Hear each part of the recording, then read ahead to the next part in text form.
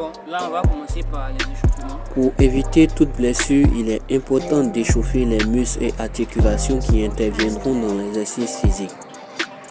Pour effectuer les différentes variantes de push-up ou pompe en toute sécurité, il faudra échauffer le cou, les muscles et articulations de l'épaule, des coudes et des poignets. Je tenais à préciser que mon but ici n'est pas de faire une prise de masse, c'est-à-dire construire du muscle. Mon objectif est de maîtriser les différents exercices, mais surtout de les exécuter correctement. À l'instar des échauffements, savoir exécuter correctement les exercices physiques peuvent nous éviter des blessures.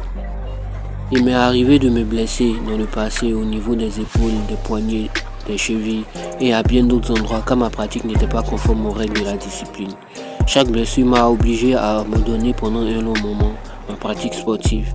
Donc il est important lorsque vous débutez dans un sport de vous informer, mais surtout d'apprendre à exécuter correctement les pratiques liées à ce sport.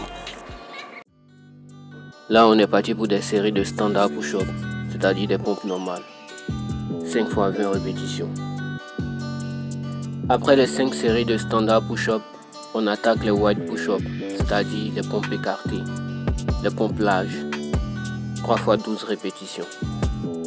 Plus les mains seront écartées, plus cela augmentera la difficulté de l'exercice. Sachez-le. Après les wide push-ups, place à 3 séries de 12 répétitions de diamond push-up, c'est-à-dire des pompes diamants ou pompes serrées.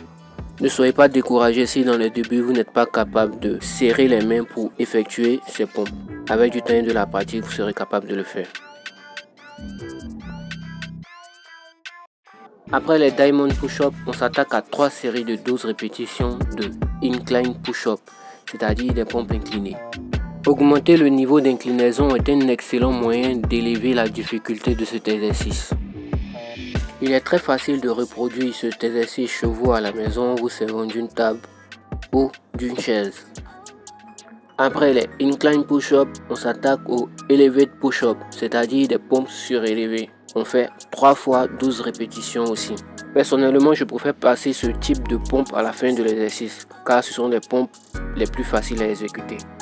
Enfin, on termine cette série de push-up par des push-up side to side. On fait 3 fois 12 répétitions. Si vous débutez dans les pompes, je vous conseille de ne pas placer cet exercice à la fin, car il est assez difficile. C'est ainsi que se termine cette vidéo où je vous ai présenté 6 variantes de pompes. On se dit à bientôt pour une prochaine vidéo. Abonnez-vous et laissez un like. Salut les gens, j'ai décidé de partager avec vous ma routine sportive. On va faire du street workout. Vous allez voir qu'il est possible de s'entraîner sans équipement technique de musculation. On va juste travailler avec les moyens du corps.